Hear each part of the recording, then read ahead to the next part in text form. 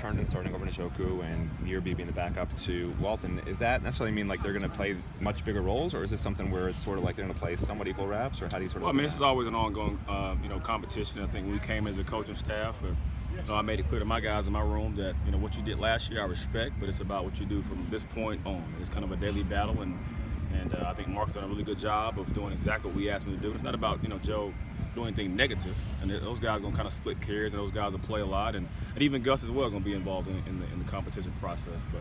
And I think it's going to be an ongoing deal. You got to prove yourself every single day, every single game, and if you're not getting it done, we'll find somebody who's going to help us win. What did Mark do to elevate himself to that top spot? I think it's being consistent. We kind of talked about the evaluation process as far as who plays and how much they play. Is one, knowing what to do, two, knowing how to do it, and lastly, being the same guy every single day, giving unbelievable effort and working his butt off. And I use the words, lead by example. Did a great job of that, of busting his butt every single day. And just the biggest thing, just being consistent. Being the same guy day in, day out, week in and week out.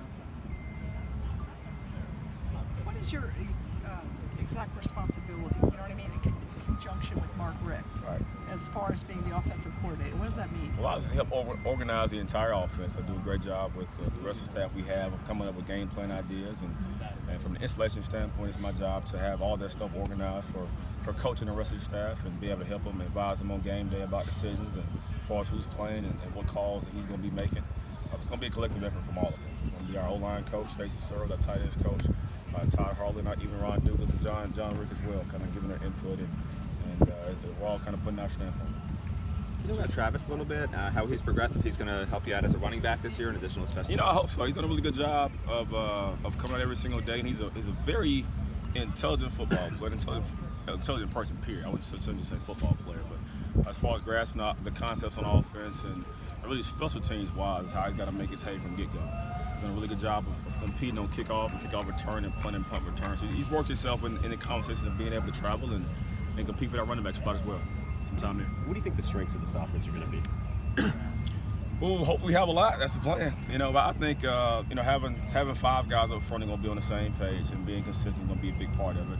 Obviously, it helps out to start with the quarterback, a guy that's going to be very reliable and you can trust and be a leadership and be the great guy you need to be on and off the field. I think from a running attack standpoint, I feel really good about four of the guys we're going to have from a travel standpoint as far as carrying the football, and we'll see once the game starts. Practice is going to be one thing, and game's going to be a different deal. I think our depth at tight end and how versatile those guys can be can help us out from an offensive standpoint, even receiver-wise. Have some guys who can make some plays one-on-one and be explosive down the field is going to help us hopefully create some big plays this fall. Who do you see as the goal